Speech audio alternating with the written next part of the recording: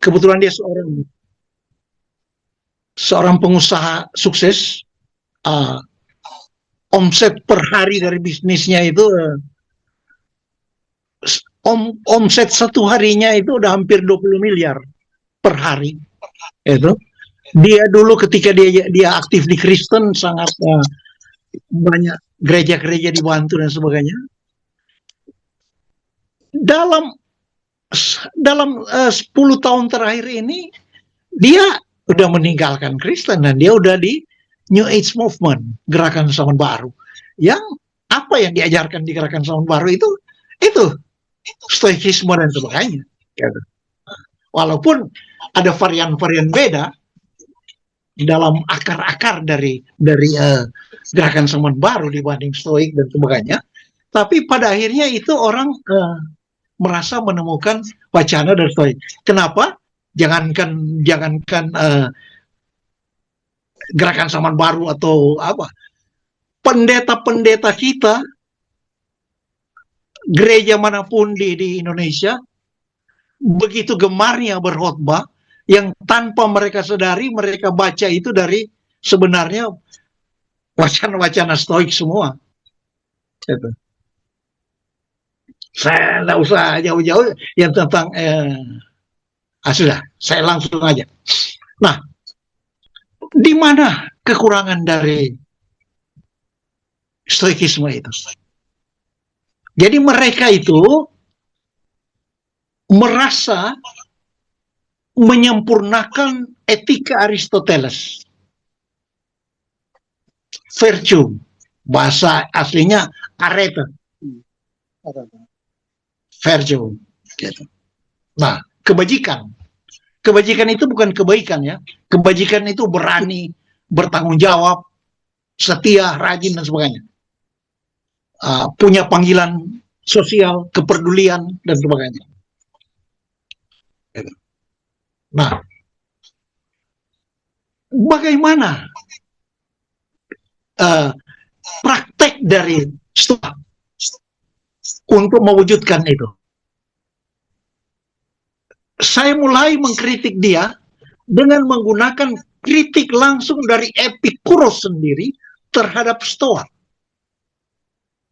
Jadi Epikuros itu mengkritik Stoa sebagai tiruan gagal dari Aristoteles, tiruan gagal dari etika Aristoteles.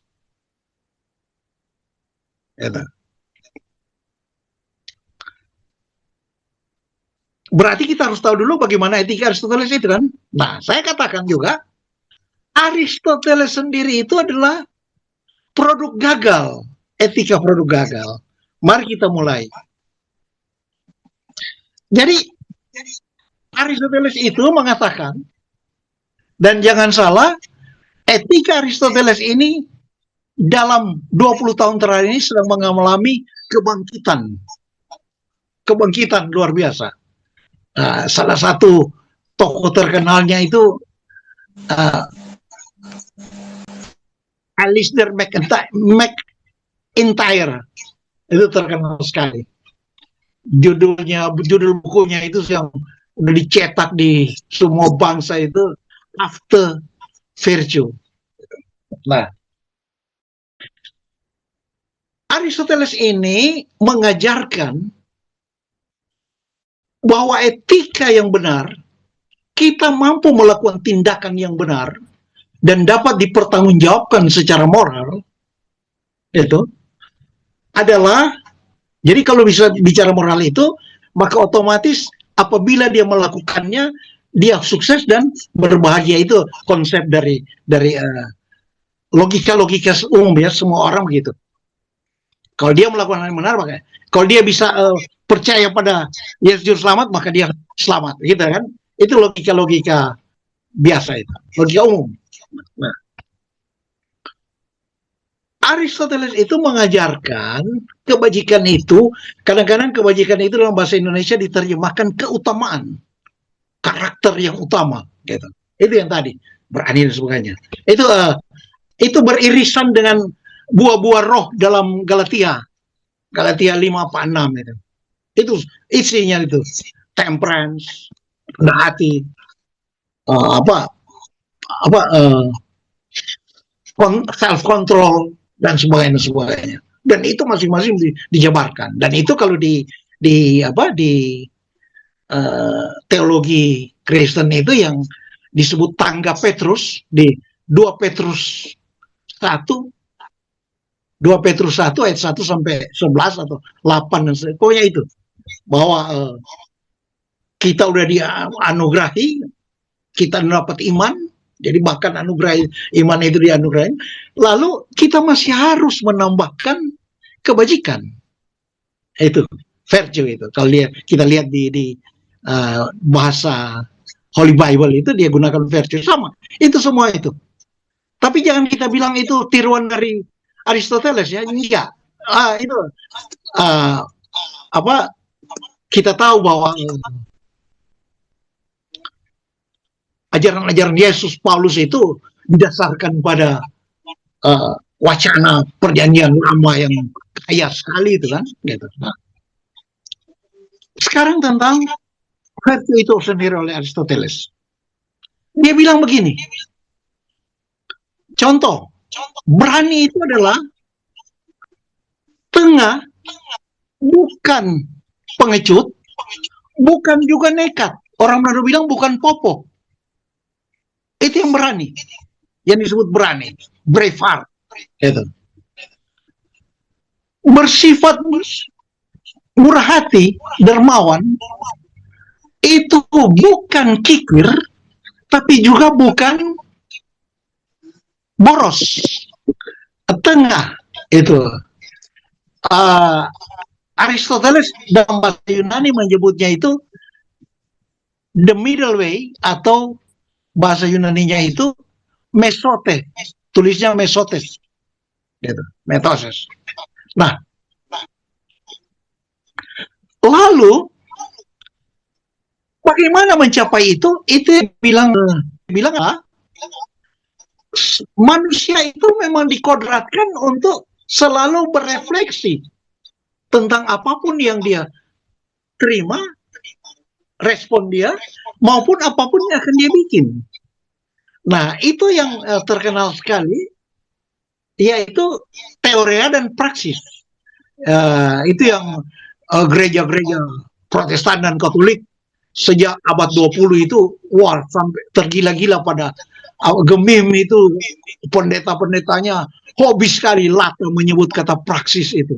Mereka padahal nggak tahu persis latar belakang apa gitu. Nah, begitupun tentang konsep mesote itu, jalan tengah tadi itu. Dia bilang melalui proses teori dan praksis, prognosis dan sebagainya, manusia akan terkristal itu. Ya benar, kelihatan seperti itu. Tapi nanti kita lihat bagaimana buntunya.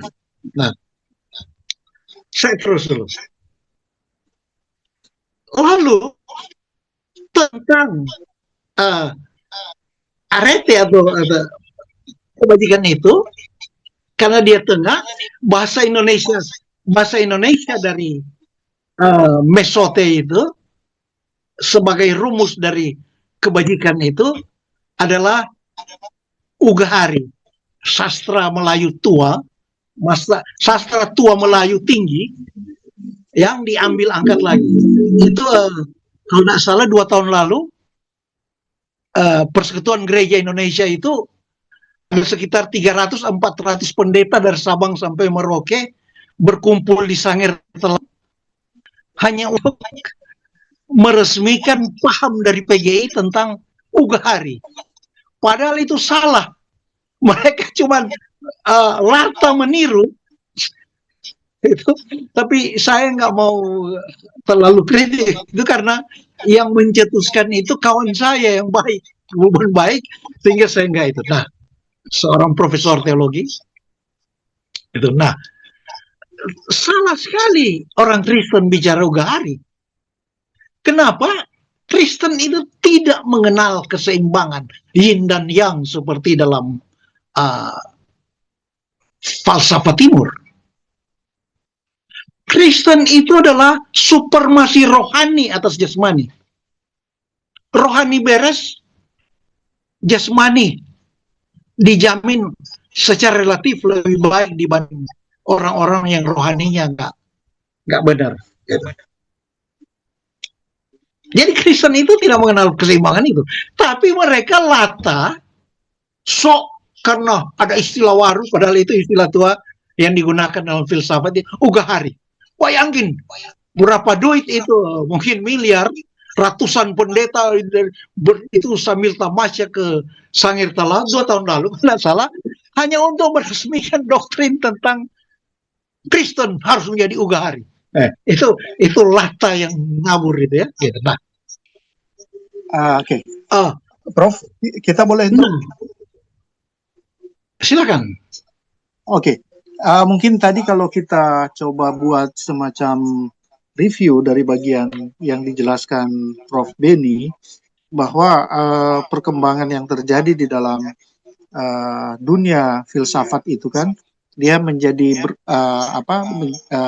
teraplikasi lebih luas, bahkan dengan pandangan-pandangan yang sangat kritis tadi sudah dapat dapat mengidentifikasi bahwa kekristenan itu tidak hanya semata-mata berbicara pada sesuatu yang bersifat abstrak, tetapi dia lebih kepada hal yang lebih konkret, nyata dan benar. Tapi itu dilandasi oleh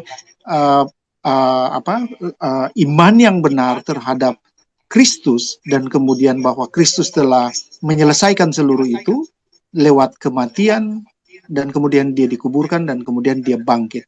Nah, ketika dipercayai itu sebagai suatu kebenaran prinsip tadi, maka kita memiliki suatu keselamatan yang absolut, sehingga ini tidak perlu lagi dibahas dalam pengertian seyogyanya. Kekristenan itu tidak hanya berbicara di dalam ranah keselamatan, tetapi bagaimana kita bisa berkontekstual masuk ke semua lini dalam pandangan filsafat yang 2 tadi. Nah, mungkin saya titipkan satu lagi ini, Prof. Di dalam statement Paulus, pasal 4 ayat 8 kalau tidak salah di sana, dia juga menyinggung dengan statementnya seperti yang tadi Prof. Beni sampaikan. Finally, brethren, whatever things are true. Di ayat yang berikut, di bagian yang terakhir dikatakan, if there be any virtue, and if there be any praise, think on these things. Jadi apa yang berbicara tentang kebajikan itu tidak hanya dalam segi keselamatan yang telah dimiliki oleh orang Kristen berdasarkan Yesus mati menyelesaikan segala dosa kita, kemudian dia bangkit pada hari yang ketiga. Itu sudah final. Begitu kan?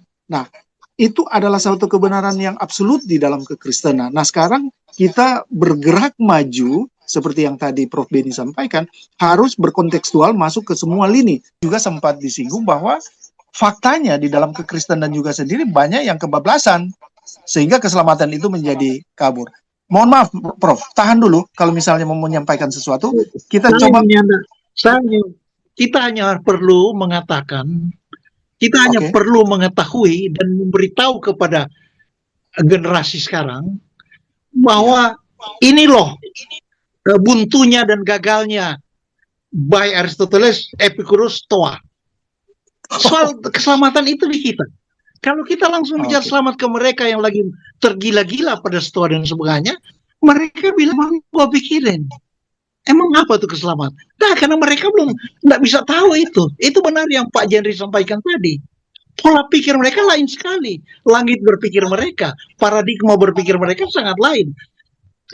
Tujuan kita menghancurkan paradigma mereka.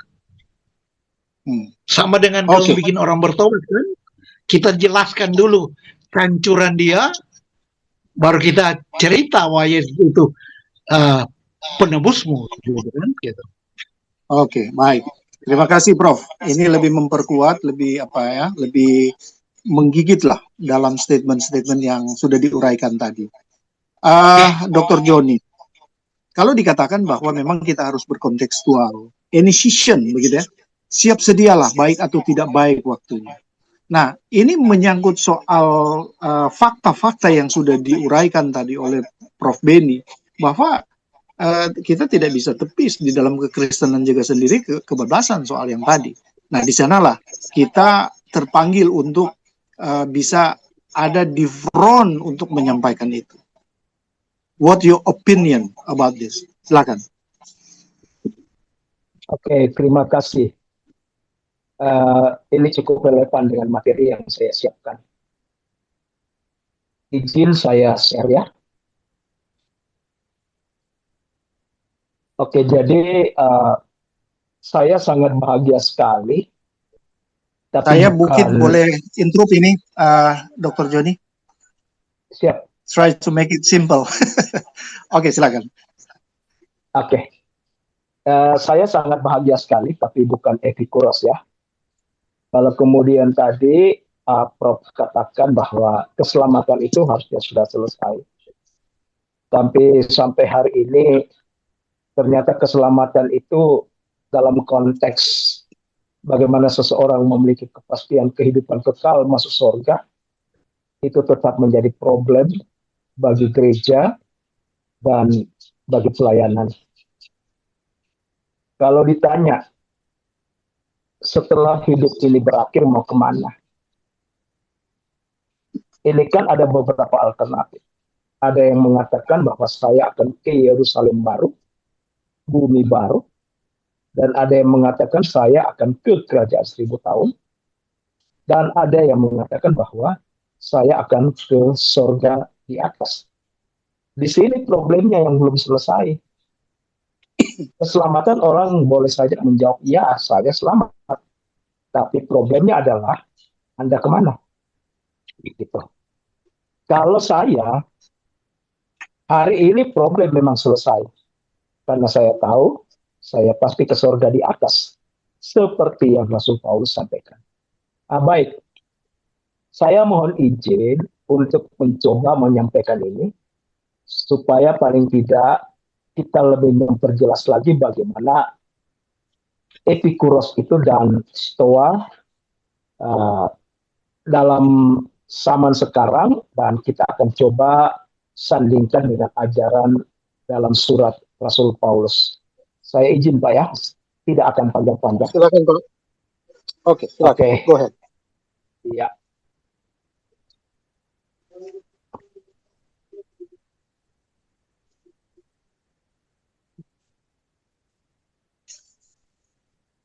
Oke. Jadi Epikuros itu sebenarnya berorientasi pada kehidupan yang nyaman. Jadi hidup nyaman itu diartikan sebagai terhindar dari penderitaan, kemudian ada rasa ketenangan, ada rasa aman, lalu kemudian mereka yakini bahwa penghakiman dari Allah itu tidak ada, tidak aktif ya. Lalu kemudian sudahlah berpikir tentang penghakiman, kita fokus saja pada kebahagiaan duniawi. Oleh karena itu, kalau kita mau lebih masuk lagi, akhirnya ada yang berpikir bahwa ketika bicara surga itu bicara suasana, bicara kebahagiaan. Kapan kita bahagia, katanya udah surga itu. Jadi Epikuros itu sebenarnya meminimalkan penghakiman dan menganggap Injil itu hanya untuk hidup lebih baik. Oke, kita lanjut. Paulus itu sebenarnya menentang Epikuros itu. Allah bukan sekedar penolong kualitas hidup. Allah sebenarnya adalah hakim yang akan menghakimi segala sesuatu yang tersembunyi dalam hati manusia. Kemudian penderitaan itu bukan penyimpangan. Kalau Epikuros itu kan dengan stoik itu, kalau penderitaan itu sesuatu yang sesuatu kegagalan. Tapi Paulus mengatakan penderitaan adalah bagian normal dari kehidupan orang percaya. Kita dikaruniakan untuk menderita bagi Kristus. Kalau kita lihat Filipi pasal 1 ayat 29 di 17, kepada kamu dikaruniakan bukan saja untuk percaya kepada Kristus, melainkan juga untuk menderita untuk hidup. 2 Timotius 3:12, semua orang yang mau hidup salah dalam Kristus Yesus akan menderita aniaya. Kemudian Rasul Paulus juga mengatakan bahwa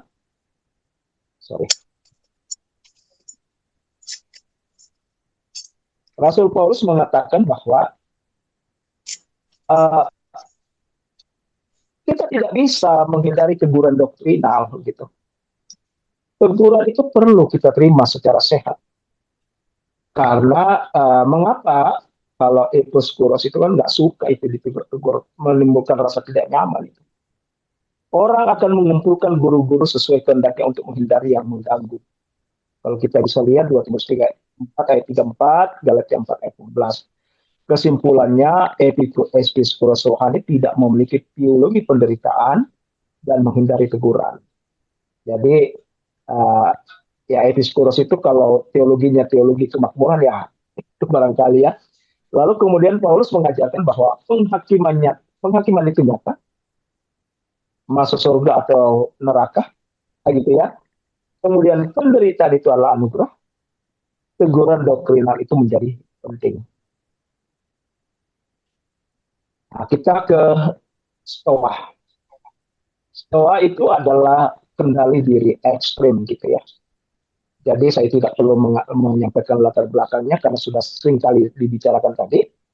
Jadi pada intinya itu adalah kekuatan mental di atas ketergantungan roh kudus. Artinya mengandalkan diri sendiri. Ini yang sering kali terjadi kan, kita seolah-olah saya memberikan ruang kepada Roh Kudus memimpin saya dalam mempersiapkan khotbah misalnya, atau dalam mempersiapkan materi. Tapi sesungguhnya di sana ada stoa, di mana kemampuan diri kita lah yang menonjol, memang tidak dapat disaksikan oleh orang lain, hanya diri kita yang tahu dan Allah kan. Kemudian stoa itu adalah suatu keadaan di mana emosi harus ditekan. Jangan tunjukkan perasaan lemah. Gitu. Sembunyikan itu kelemahan. Harus selalu tampil kuat dan terkendali. Jadi stoa rohani itu adalah usaha menyelesaikan hidup kekristenan itu dengan disiplin manusia, bukan dengan mengandalkan Roh Kudus. Paulus menentang stoa ini.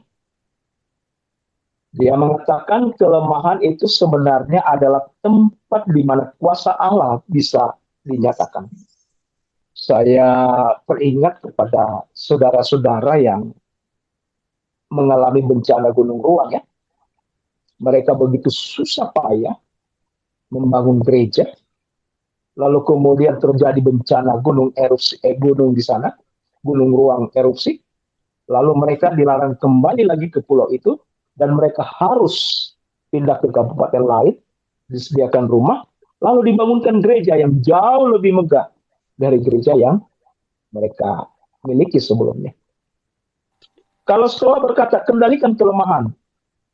Paulus berkata, biarkan kelemahan menjadi wadah anugerah. Kita bisa lihat referensinya dalam 2 Korintus 12, 1 Korintus 2 ayat 3. Kemudian, Stoa itu juga ditentang oleh Rasul Paulus, jangan mengakhiri dengan daging. Kalau stoa rohani itu adalah usaha menyelesaikan hidup Kristen dengan disiplin manusia, bukan oleh Roh Kudus. Oleh karena itu kata bertanggung jawab, kita harus bertanggung jawab, kita harus berbuat baik, kita harus menyatakan kesaksian untuk keselamatan. Ya. Perbuatan baik untuk keselamatan, itu stoa rohani itu. Galatia 3:3, Roma 8:13. Kemudian Paulus juga menentang stoa itu pengetahuan tanpa kasih. Jadi ini kita sebut stoikisme teologis, menghasilkan ketepatan sistem, tapi hatinya tidak lembut gitu. Jadi doktrinnya bagus, pemahamannya bagus, tapi hatinya tidak lembut. Oleh karena itu seringkali menghakimi, seringkali pandang enteng dan seterusnya. Pengetahuan itu harus diimbangi dengan kasih. 1 Korintus 8 ayat 1, Efesus 4 ayat 15. Kesimpulan, stoikisme rohani mengandalkan kekuatan diri dan menyembunyikan kelemahan. Paulus mengajarkan bahwa kelemahan itu adalah wadah di mana kuasa Allah bisa nyata, hidup oleh roh bukan hidup oleh daging, dan kasih harus mengimbangi pengetahuan.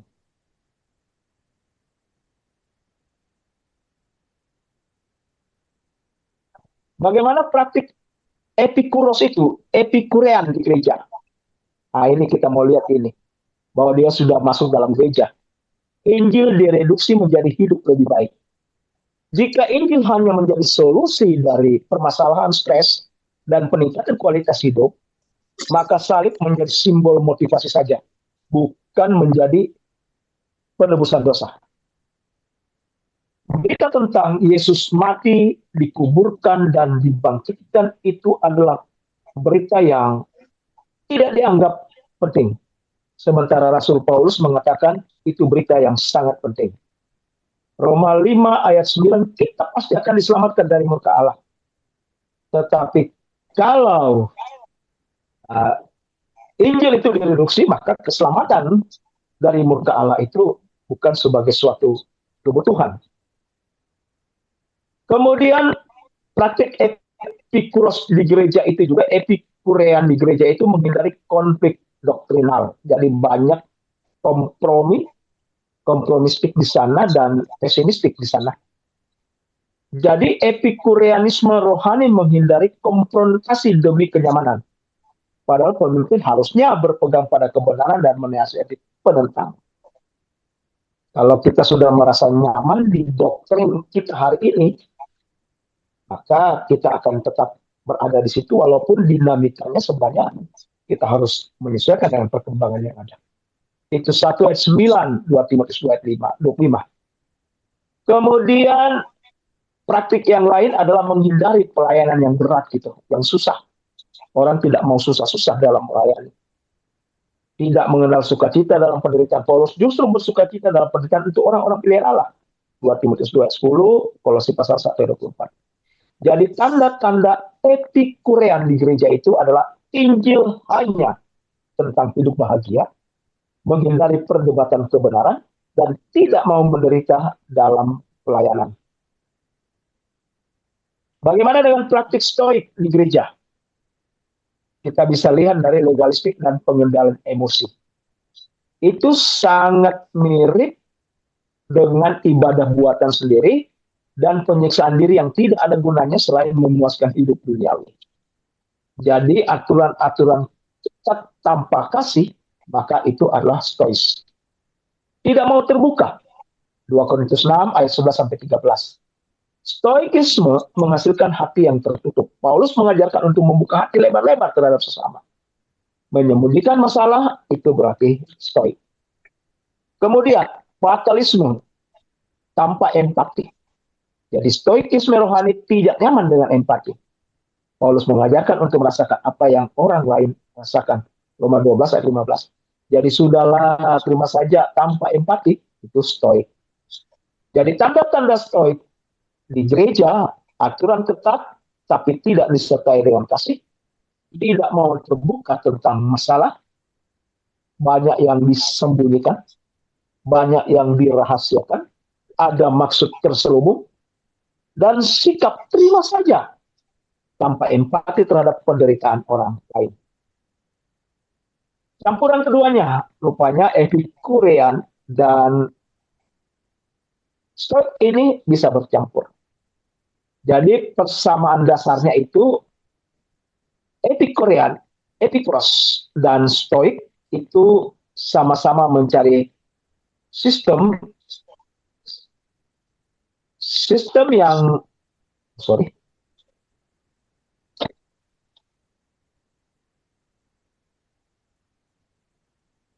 sistem yang tidak mengganggu ego, tidak mengganggu kepentingan manusia. 1 Korintus 1 ayat 22-23. Orang Yahudi menghendaki tanda dan orang Yunani mencari hikmat, tetapi kami memberitakan Kristus yang disalibkan. Jadi salib akan mengganggu sebuah hal, yaitu kenyamanan bagi kaum epikurean, lalu kendali bagi kaum stoik.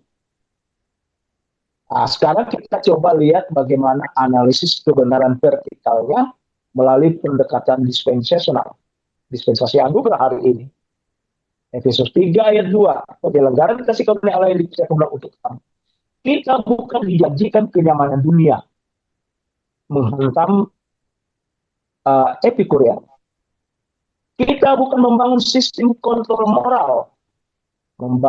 Menghantam stoik. Kita hidup sebagai tubuh Kristus. Filipi pasal 3 ayat 10, supaya aku mengenal dia dan kuasa kebangkitannya dan persekutuan dalam penderitaannya. Inilah anti epikurean dan anti stoik. Koreksi Paulus tentang identitas sejati.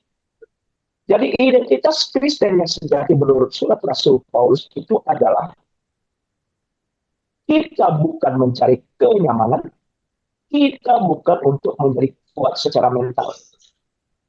Tetapi, dasar Alkitabnya pasal 6 ayat 5 ya, dan Kolose pasal 3 ayat 3. Tetapi, mati bersama Kristus dan hidup oleh anugerah. Poin kuncinya begini, identitas kita adalah mati dengan Kristus dan hidup oleh anugerah. Bukan mencari kenyamanan berdasarkan kemampuan usaha atau mengandalkan kekuatan diri. Kalau kita lihat Efesus pasal 2 ayat 10, bahwa apapun yang kita lakukan sebenarnya itu adalah kerja Allah, anugerah Allah. Karena kita diberikan mesin otomatis di sana untuk bisa melakukannya. Kita coba untuk melihat mesra diri kita sendiri. Ada 4 pertanyaan untuk menguji apakah epikurean ini dan stoik ini sudah memengaruhi iman kita. Pertama, apakah saya menghindari penderitaan? Timotius 3:12, semua orang yang mau hidup sabar dalam Kristus Yesus akan dianiaya. Saya menghindari pelayanan yang sulit.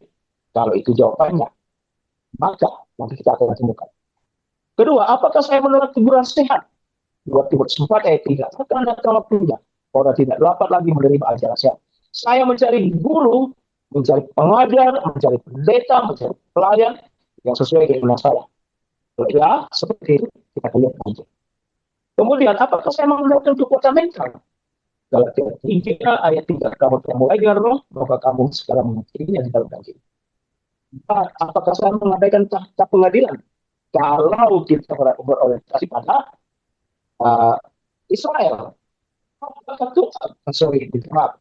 tahta pengadilan? Kalau kita berada dalam memahami bahwa eskatologi kita, pengharapan kita itu di dalam gereja tubuh Kristus. Ya, jadi kalau gereja tubuh Kristus itu kan disebut tahta pengadilan.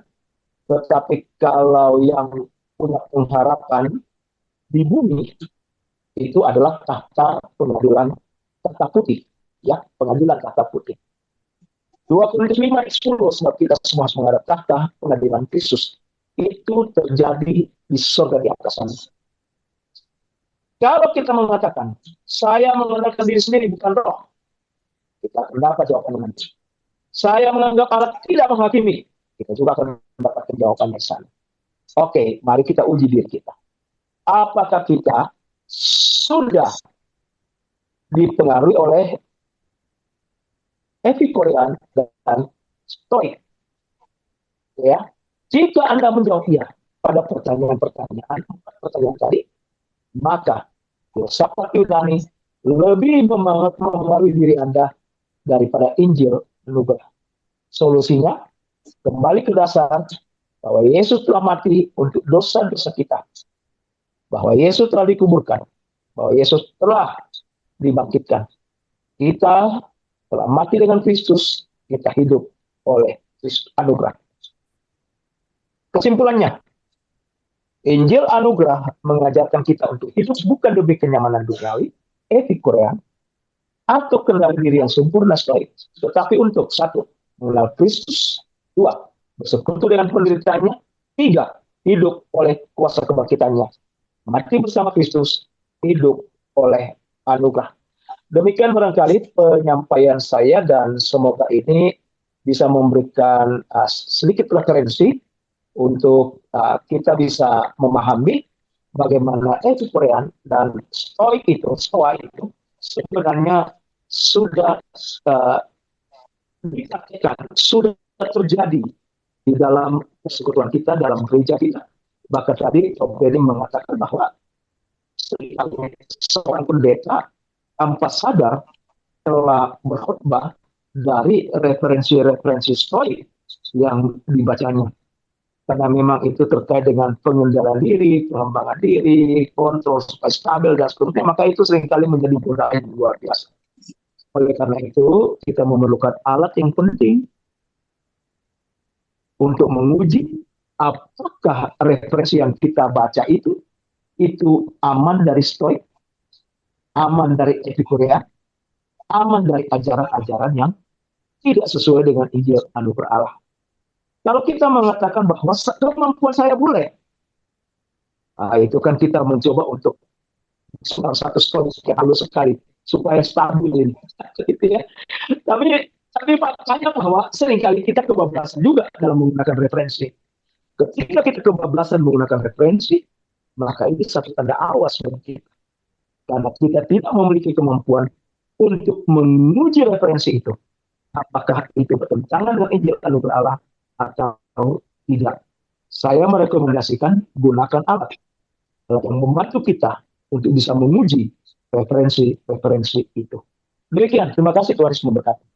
Terima kasih untuk keempat narasumber, Kapten Jenry Adisaputra Magister Teologi, Profesor Dr. Jimmy Posangi, PhD, dan Profesor Benny Matindas, dan juga Dr. Joni Pabisa yang sudah mempresentasikan materi-materinya, yang dengan menitipkan satu statement dari Paulus itu ketika kita lihat di dalam 1 Korintus pasal 2 ayat 4, dia mengatakan seperti demikian. And my speech and my preaching was not with enticing words of man's wisdom, but in demonstration of the spirit of power. Jadi apa yang kita sampaikan itu, baik perkataan maupun pemberitaan, Paulus katakan tidak disampaikan dengan hikmat kata-kata manusia semata, tetapi itu adalah satu demonstrasi, ya, demonstrasi Holy Spirit tentunya, dan the power of God, gitu. Jadi ada kekuatan Allah di sana, sehingga ketika kita masuk di dalam memberikan pertanggungjawaban iman kepada siapa saja, apakah ke orang-orang yang beraliran filsafat murni atau bahkan di dalam kekristenan yang sudah tanda kutip ini terkontaminasi dengan paham-paham stoikis atau episkorus, maka kita bisa dengan elegan dapat memberikan pertanggungjawaban. Nah, baik, kita masuk dalam quiz and answer. Di sini ada Pendeta Dr. Michael Manau, ada Ibu Yul, ada Pak Charles Luz, yang saya pikir beliau ini memang berlatar belakang filsafat. Baru ada Pak J tampil. Ini siapa ya tampil? Oke.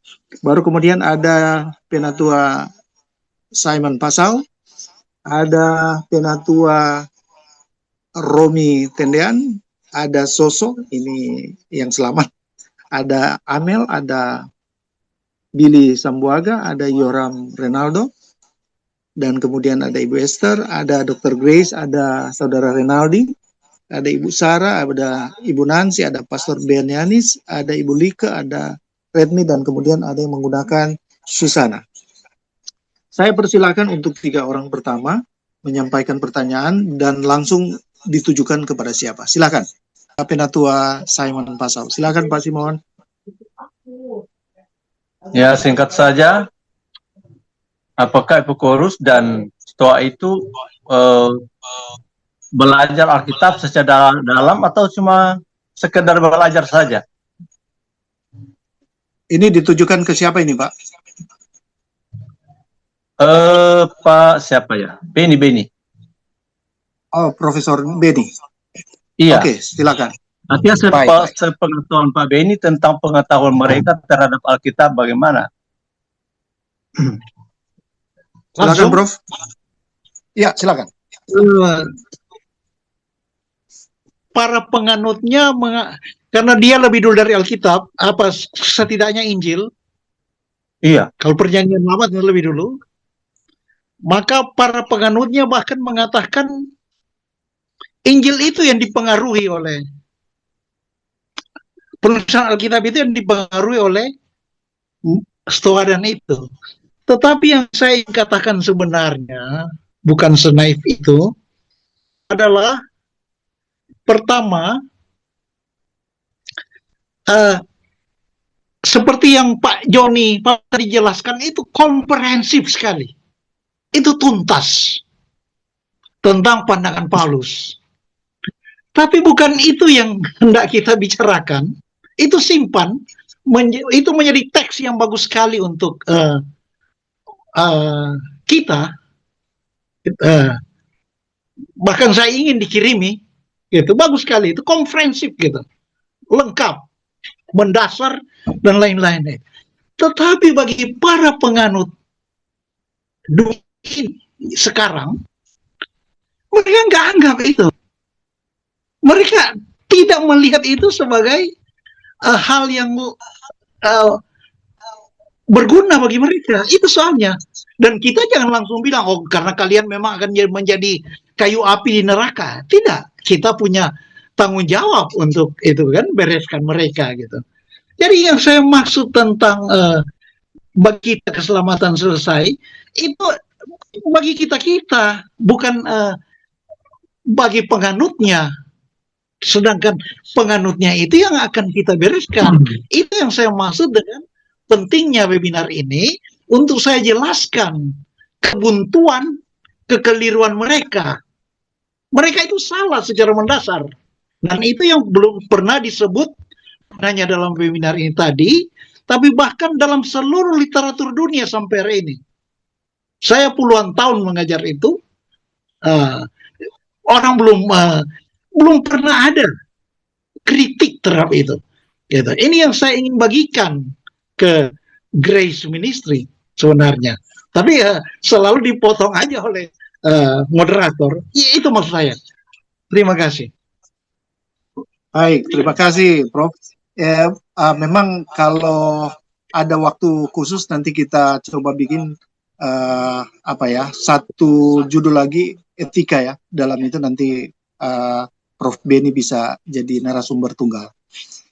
Mungkin karena ini kita kebanyakan narasumber dan kita dibatasi oleh dimensi ruang dan waktu. Jadi mohon maaf, ini bukan potong tapi supaya ada pembagian waktu. Baik, saya masih bertanya ke Pak Simon, apakah jawaban dari Prof. Beni tadi selesai atau masih ada yang mau ditambahkan? Silakan.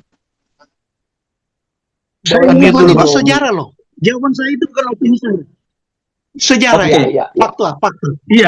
Ini sejarah. Jadi kita katakan bahwa Stoa dengan Episkopal itu tidak ada hubungannya dengan kekristenan. Jadi untuk apa kita belajar kalau tidak ada hubungan dengan kekristenan? Tidak, dia terlepas dari Alkitab sebenarnya. Karena dia menggerogoti seluruh keturunan kita. Ya. Iya. Satu-satu Pak Simon, supaya tidak terjadi overlap, karena ketika berbicara dia terjadi tumpang tindih, tidak jelas. Nah, jadi Prof. Beni mau tambahkan sekilas dari pertanyaan tadi, silakan. Dia memang bukan Kristen, tetapi kita penting membahas dia karena dia menggerogoti seluruh kekristenan. Jangan kita bilang, kita imun, kita terbentengi oleh itu seluruh kita semua. Tadi Pak Jendri sampai sebut tentang dopamin, itu benar-benar seperti itu. Mereka menikmati dan kalau udah bicara tentang hormon dopamin, itu Pak Jemi Posangi tahu sekali. Itu udah terjadi immediate response. Bukan iman kita, bukan pertimbangan kita, bukan nalar kita, bukan apalah renungan kita lagi yang mempertimbangkan, tapi kita tergiring oleh hal-hal yang bersifat fisik kita tanpa dapat kita cegah. Itu tadi Pak Jendri sampai sebut dopamin, itu mempengaruhi. Itu ketika anak-anak muda sibuk dengan ChatGPT dan sebagainya, hari-hari TikTok lah apa segala, itu semua udah bekerja semua, itu dopamin situ. Ya. Oke, baik. Saya pikir cukup Pak Simon dengan 2 pertanyaan tadi ya. Saya coba ke yang raise hand sekarang ini. Ada Silakan Boleh saya, Pak? Pak Dr. Joni mau tambahkan, silakan. Iya, Silakan oke. sebelum ke Eh, Pak Billy ya yang sudah resen. Silakan Pak John. iya, oke. Eh, kita kan sebenarnya ingin mencari formula bagaimana menyelesaikan case-case tersebut gitu. Saya sepakat dan bahkan sudah menjadi berkat bagi saya ketika Prof. Beni mengatakan bahwa itu menggerogoti. Dan memang betul, bahkan Epikuros maupun Stoa itu juga mengambil beberapa ayat Alkitab yang dicocokkan dengan kepentingannya gitu. Oleh karena itu, kita di sini seringkali mengatakan cocokologi. Oleh karena itu, berarti kalau dikatakan perlukah kita belajar? Jawabannya iya. Tetapi substansinya barangkali yang harus kita betul-betul jadikan sebagai sesuatu yang berkualitas. Karena Prof. Sanit menyatakan bahwa kita itu tidak sekedar menggali, tetapi harus menemukan harta karun gitu.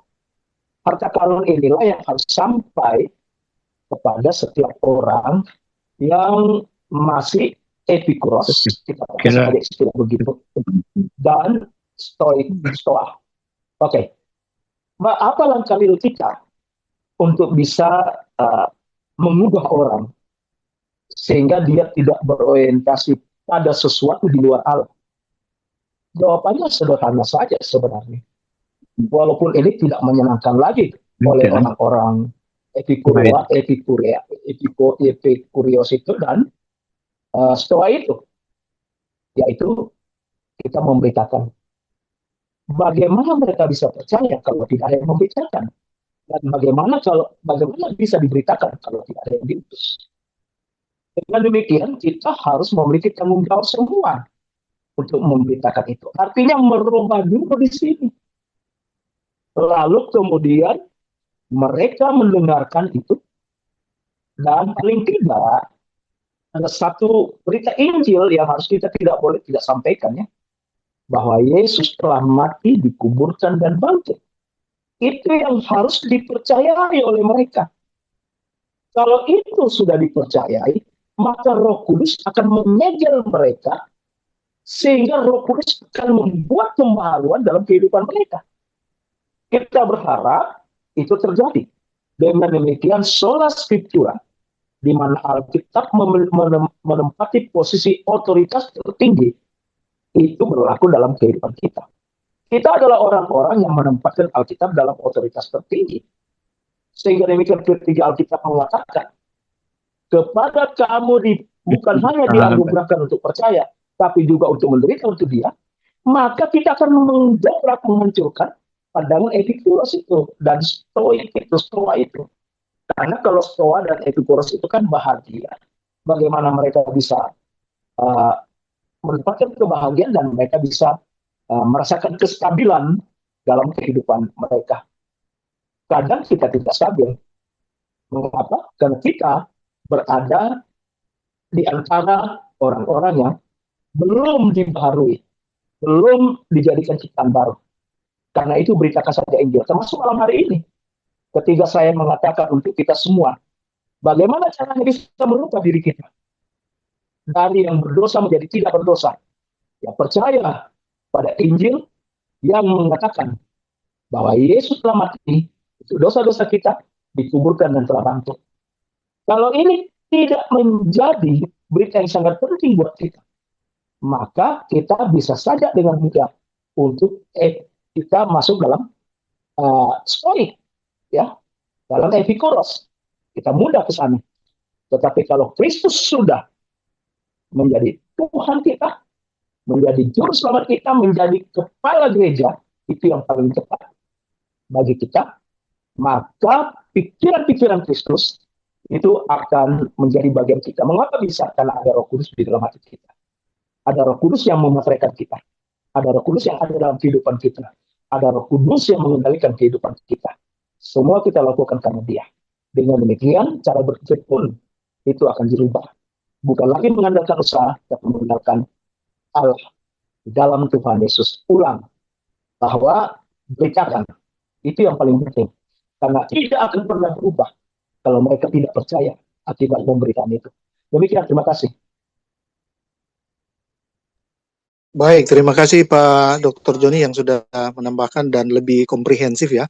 Jadi kita tidak bisa mengabaikan peran aktif dari Roh Kudus. Nah, itu yang tadi saya sudah sempat singgung di situ, bahwa baik perkataan pun maupun pemberitaanku, ini Paulus ya dalam statementnya bagi jemaat di Korintus 2 ayat 4 itu, dia tidak menyampaikan dengan kata-kata saja atau dengan hikmat manusia, tetapi dia menyampaikan dengan adalah suatu demonstrasi atau peran aktif dari Holy Ghost atau Holy Spirit, Roh Allah. Nah, itu juga yang sudah tadi disinggung oleh Pak Prof. Beni, bahwa ada peran juga yang dilakukan oleh Roh Kudus, itu yang disebut di dalam Galatia pasal 5 ayat 22 ya, 23, sebagai buah roh. Itu tunggal, buah, tetapi hasilnya buah di situ jenisnya ada 9 jenis. Baik, terima kasih. Saya kembali ke ada ini juga di room chat ada yang bertanya, tapi sebelum itu saya ke Pak Billy Sambuaga. Silakan Pak Billy. Ya, terima kasih. Kita ada waktu ini masih tinggal sisa kurang lebih sekitar 10 menit ya, atau 15 menit ke depan. Silakan Pak. Siap. Billy. Singkat aja Pak. Kepada Bisa langsung pasang Beni. itu Pak, on kamera.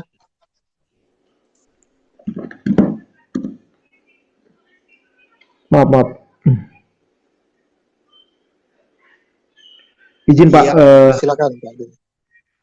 bertanya ke Pak Prof. Beni. Jadi terkait, karena tadi sempat terpotong-potong waktu mau disampaikan, mungkin singkat aja kebuntuan-kebuntuan dari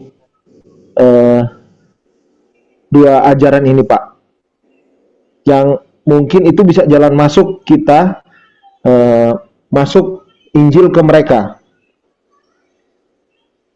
kedua filsafat ini gitu. Itu aja Pak. Terima kasih. Mungkin pertanyaannya adalah bagaimana menjembatani pertanyaan itu sampai kita bisa menginjil ke dua kelompok filsuf ini ya. Begitu Pak Bil? Bukan. Jadi kan Pak Prof. Beni tadi menyampaikan ada kebuntuan-kebuntuan di dua ajaran ini kan, Stoik dan yang satu lagi itu. Nah, itu secara singkat aja apa-apa kebuntuannya dua ajaran ini, jadi itu bisa jalan masuk buat kita untuk memberitakan Injil ke mereka begitu. Oke. Baik, ya. Silakan Pak. Terima kasih. Beni. Ya, itu yang tujuan saya sebenarnya, dan itu tidak mungkin dalam 10 menit karena kita tahu itu udah banyak sekali. Seperti tadi saya udah mau mulai masuk tapi sudah dipotong. Kita harus bongkar akar mereka itu, Aristoteles, konsep virtualisme, kegagalan Aristoteles di mana itu. Jadi memang saya senang sekali kalau ada yang ingin tahu tentang itu, memang penting. Dan dengan itulah kita bisa mengatakan, kalau kita datang dan langsung kita buka ayat, ucapan-ucapan atau tulisan Paulus dan sebagainya, bukan kita tidak percaya bahwa firman itu hidup dan berkuasa, itu seperti di surat Ibrani bilang, tetapi kita perlu mendemonstrasikan duluan untuk mengatakan itu sebelum itu. Sementara mereka lebih minta reasoningnya gitu. Nah, jadi kita menjelaskan bahwa memang buntu semua konsep-konsep itu. Saya kasih contoh aja. Itu salah satu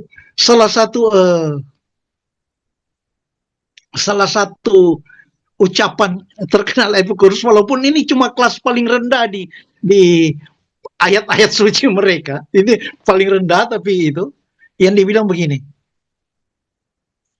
Kita tidak perlu takut pada kematian,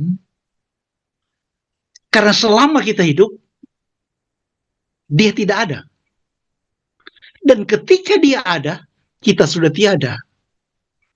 Wih, kedengaran dahsyat sekali. Tapi jangan salah, bukan bagi saya itu ngawur sekali. Tapi saya mau katakan begini, ada film terbaru tentang Kristen, gereja sejarah awal, bagaimana Rasul Paulus membujuk umat yang hendak dibantai menggunakan ayat-ayat ini coba. Saya tentu saja nggak percaya bahwa Paulus dulu menggunakan itu untuk menasihati jemaat yang hendak dibantai. Gitu. Selama puluhan tahun kan mereka dibantai. Tetapi ini pasti sutradara dan penulis skripnya itu sudah dipengaruhi dari itu. Nah, karena Pak Billy itu bagus sekali dia menanyakan salah satu kebuntuan. Ini ya, walaupun ini cuma kelas rendah dari ayat mereka, ucapan itu bahwa kita tidak perlu takut pada kematian karena sepanjang kita hidup dia tidak ada, dan sepanjang ketika dia datang kita sudah tidak ada, itu bukan argumen, itu namanya tautologi. Tautologi itu penjelasan yang tidak menambah penjelasan, penjelasan yang tidak menambah kejelasan, hanya menambah kekaburan. Kenapa? Itu tautologi. Tautologi itu begini. Definisikan apa itu panas. Dia jawab, bukan dingin. Oh, bukan dingin. Kalau begitu apa itu dingin? Ya bukan panas. Itu bolak-balik sampai kiamat itu. Itu tautologi namanya. Gitu. Penjelasan, dia seakan-akan menjelaskan, tapi tidak menambah kejelasan. Gitu.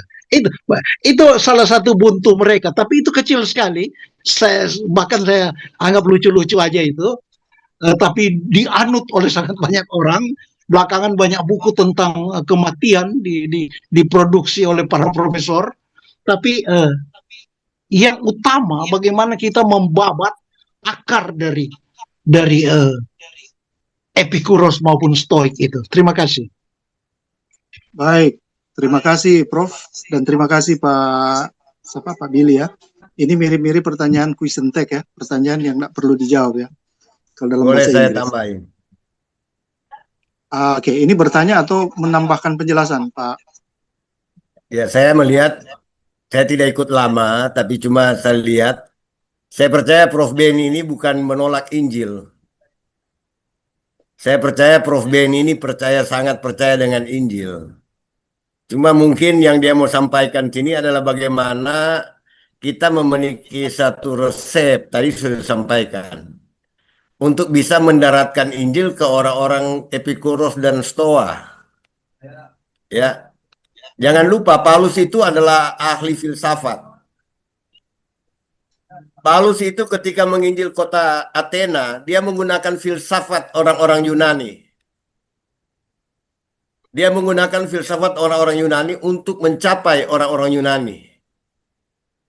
Dan dia tahu bagaimana mencapai orang Yunani, yaitu dengan mengambil inti dari mereka.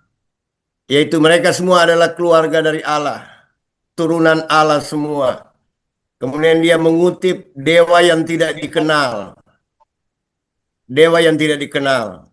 Artinya bahwa tadi yang saya tangkap dari ini. Jadi kayak ini akan selalu bertentangan terus. Karena yang dimaksud Pak Beni bukan dia tidak mengerti Injil, dia tidak percaya Injil. Saya percaya itu. Begitu Pak Prof ya. Ya. Prof pasti percaya Injil, sudah dikatakan tadi. Tadi yang bilang bagaimana kita mungkin bahasa saya adalah mendaratkan. Dan Paulus itu adalah ahli kontekstual misi. Ahli misi kontekstual. Ya, karena dia sudah bilang bagi orang Yahudi aku jadi seperti orang Yahudi, bagi orang Yunani aku jadi seperti orang Yunani, bagi siapa saja aku jadi apa saja supaya aku bisa memenangkan orang-orang kepada Kristus. Jadi memang benar nggak langsung bisa dipaku dengan ayat-ayat semua, kontroversi langsung berbeda itu.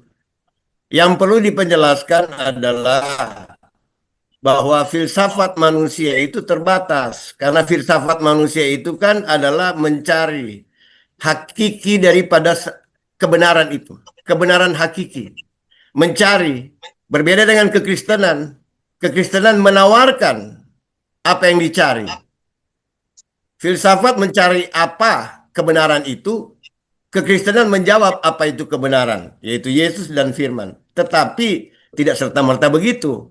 Mengapa? Karena Alkitab pun ditulis dalam budaya-budaya yang berbeda. Perjanjian Lama ditulis dalam budaya Yahudi, sedikit Aramaik. Perjanjian Baru dikuasai oleh budaya Helenistik.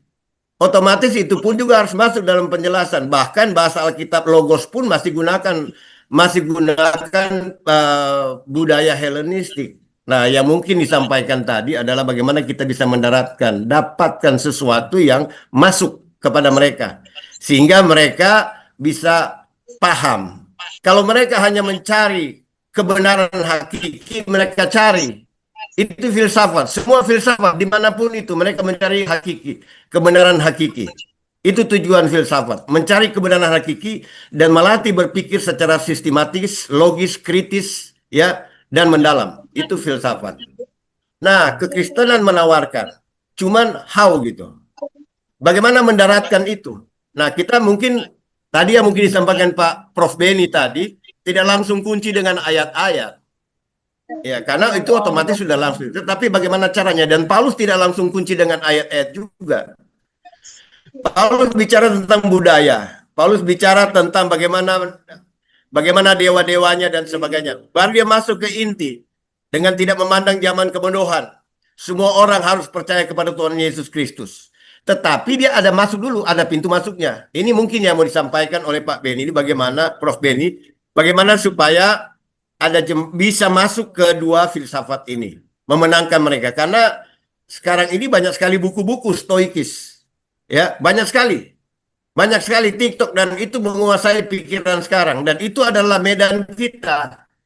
Jadi ada kebangkitan dari Stoa, ada kebangkitan dari Stoa. Kalau Epikuros udah pasti, karena semua orang sekarang hidup cuma sekali katanya, ya, jadi pesta-pesta pora aja. Bagi mereka kematian itu nggak perlu takut karena kematian sudah selesai, ya, kira-kira begitu. Ya mungkin perlu pendekatan soal kebenaran, pasti semua kita percaya, dan percaya Pak Prof. Beni percaya tentang Injil keselamatan. Tetapi bagaimana mendaratkan Injil keselamatan kepada orang-orang dengan latar belakang ini? Itu yang mungkin perlu diinikan. Itu yang dicari tadi, saya tangkap ya. Saya tangkap dari apa Prof. Beni sampaikan. Bagaimana kita bisa ini ke mereka? Jadi nggak langsung defense. Tapi bagaimana cari cara bagaimana kita bisa menangkan. Ya mungkin poin-poin tadi. Kalau filsafat hanya mencari, tujuan filsafat mencari hakikat kebenaran yang hakiki. Alkitab menawarkan kebenaran hakiki itu. Menjawab. Baik. Cuma perlu ada titik masuknya namanya. Entry point-nya. Nah, teologi konteks mission kontekstual itu menjadi cara bagaimana orang masuk ke berbagai macam budaya, termasuk berbagai macam filsafat. Ya kira-kira begitu, sedikit aja lah. Cuma tambah. Soalnya kan ini kan sedikit belum masuk itu, ya. Iya, oke. Baik. Kira-kira begitu, Terima Prof, ya. kasih. Oke. Terima kasih Pendeta Dr. Michael yang sudah menambahkan. Shalom, izin bertanya, bagaimana Epikuros dan Stoa dalam dunia modern saat ini? Sekarang ini banyak pengajar Kristen yang berbalut motivasi dalam tanda kutip better life dan lebih memfokuskan pada berkat-berkat jasmani, itu yang disebut dengan kemakmuran atau victory theology, walaupun mengaku Tritunggal. Apakah dikatakan hal ini sudah mengadopsi Epikuros dan Stoa? Bagaimana cara kita melihat lebih jeli dan membedakan khotbah?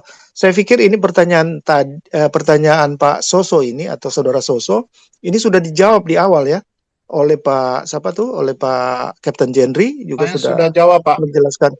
Iya, dan ini Pak juga Wanda, ada iya, itu maksudnya. Karena sudah dijawab, jadi saya pikir tidak perlu lagi kita masuk di situ, dan tinggal Pak Soso nanti buka di room chat itu ada ada materi yang sudah disampaikan oleh Cap Jenry.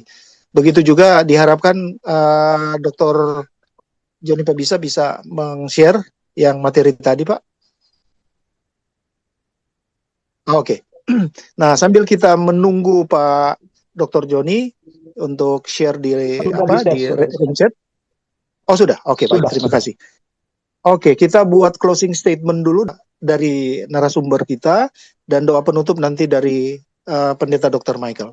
Silakan, saya mulai dari Pak Kapten Jen. Silakan, Cap. Baik, Pak Walda dan rekan-rekan sekalian, terima kasih untuk closing statement. Stoik modern adalah wajah baru dari Stoik zaman dulu atau Stoik sebelum Masehi.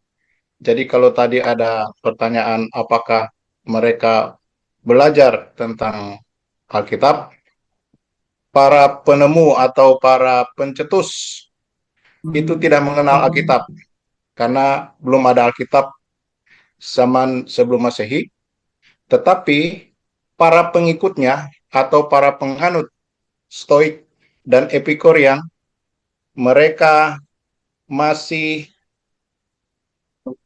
sampai sekarang menyerang atau tidak mau mengikuti keselamatan dari Allah. Sebab itu, hati-hati, Stoik modern dan Epikurian modern lebih ganas atau lebih galak daripada Stoik zaman kuno atau sebelum Masehi.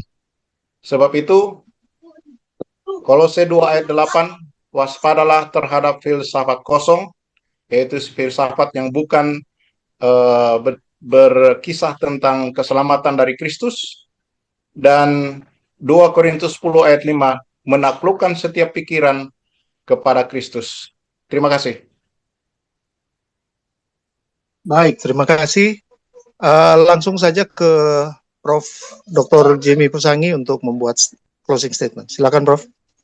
Terima kasih. Jadi pada prinsipnya kita sudah belajar pada malam hari ini tentang Stoik dan Epikuros. Dua hal ini yang ditulis di Alkitab. Saya yakin dua hal ini yang kita pikirkan bagaimana cara supaya Injil diberitakan. Mereka percaya atau tidak, itu persoalan dari Roh Kudus. Tapi tugas dari kita beritakan. Seperti yang sudah disampaikan tadi bahwa yang sangat penting dan di Alkitab cuma satu kali.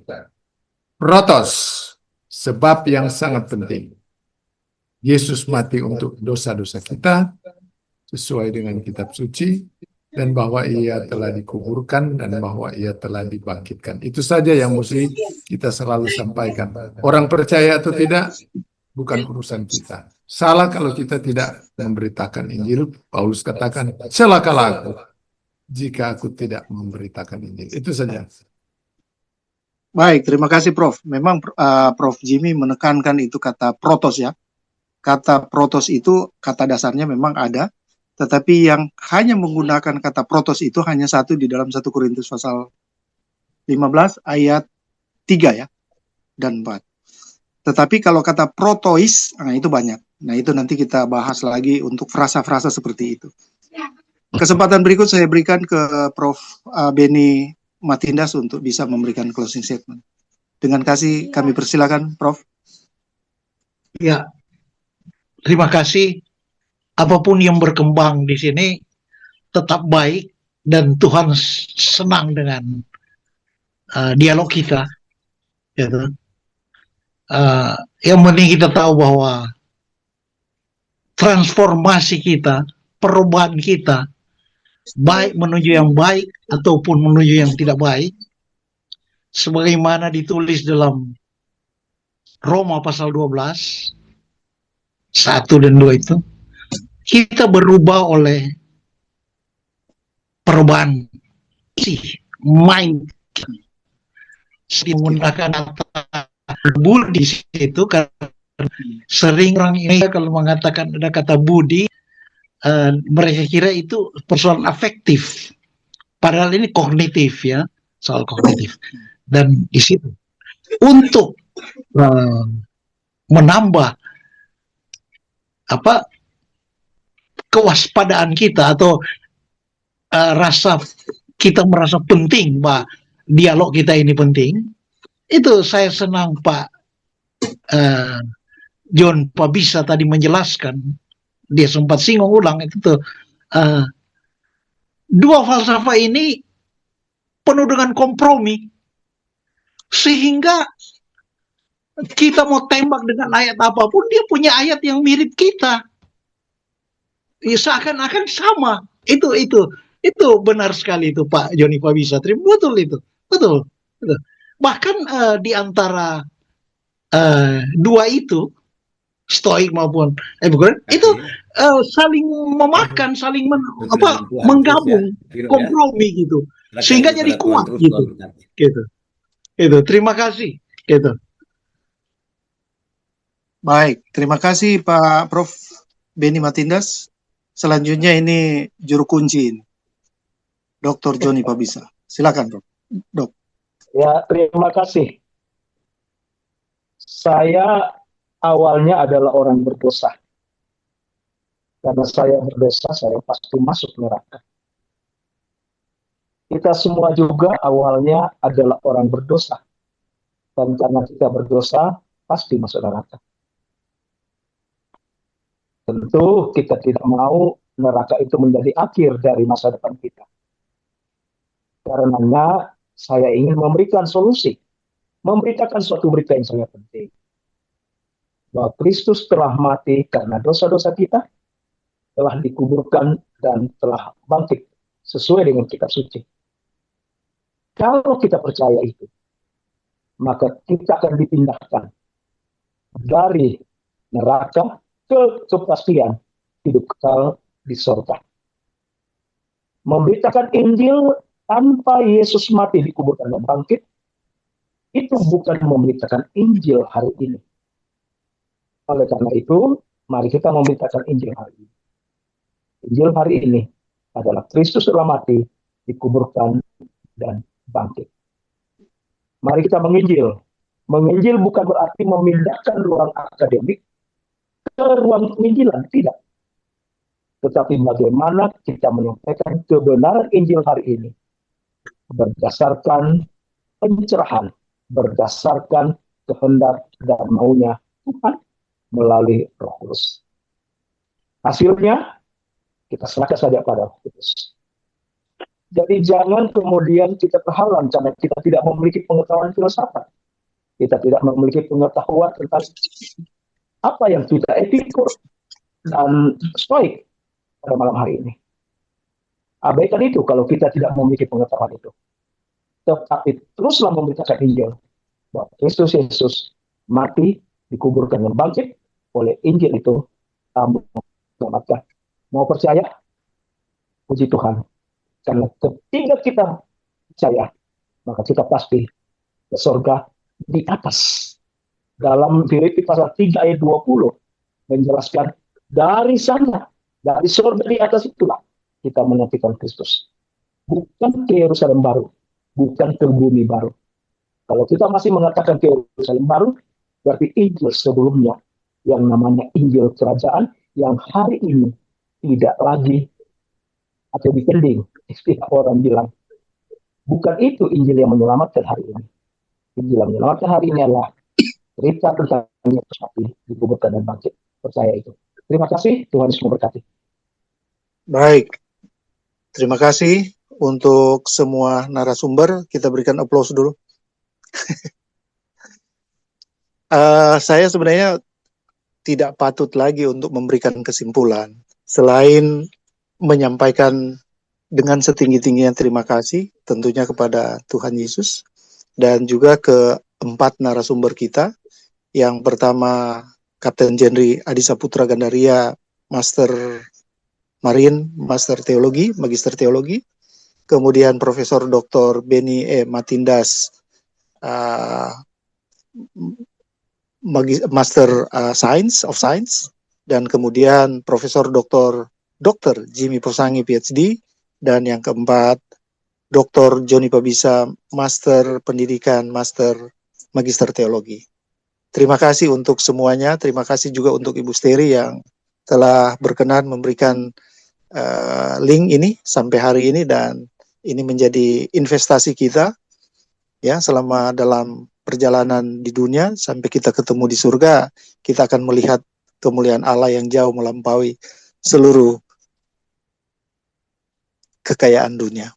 Baik Bapak Ibu Saudara-saudara yang kekasih, tanpa mengurangi rasa kasih kami kepada keempat narasumber dan juga para partisipan yang sudah memberikan pertanyaan-pertanyaan seperti Pak Penatua Simon Pasau, Pak Billy Sambuaga, dan saya lupa lagi tadi Pak Soso ya lewat room chat. Kami menyampaikan terima kasih dan semua untuk Penatua Romi Tendean dan seluruh yang hadir malam hari ini. Terima kasih. Dengan demikian dari Grace Ministry akan mengakhiri talk show ini yang akan ditutup dengan doa yang akan disampaikan dengan kasih oleh Pendeta Dr. Michael Lumano, Magister Teologi. Silakan Pak Pendeta Michael. Terima kasih untuk kesempatan yang Tuhan beri bagi kami untuk ada dalam diskusi ini. Kami sungguh bersyukur kami telah diselamatkan oleh anugerah Tuhan. Kami berada dalam Kristus bukan karena kekuatan kami, kemampuan kami, tetapi karena anugerah Tuhan. Terima kasih, dan oleh anugerah Tuhan juga kami diberikan kesempatan untuk menjadi saksi Tuhan. Tolong kami supaya kami menjadi saksi Tuhan dimanapun kami berada, yang menceritakan tentang Kristus yang telah mati, dikuburkan, bangkit, dan naik ke sorga, menyediakan tempat bagi kami. Biar kami boleh memberitakan Injil ini kepada orang-orang di sekeliling kami, dengan segala kemampuan yang Tuhan perlengkapi. Terima kasih, berkati semua narasumber, Tuhan berkati semua yang ada dalam room, Tuhan berkati. Tuhan berkati baik saudara kami yang ada di Indonesia maupun ada di luar negeri. Tuhan berkati. Demi nama Tuhan Yesus kami berdoa. Amin.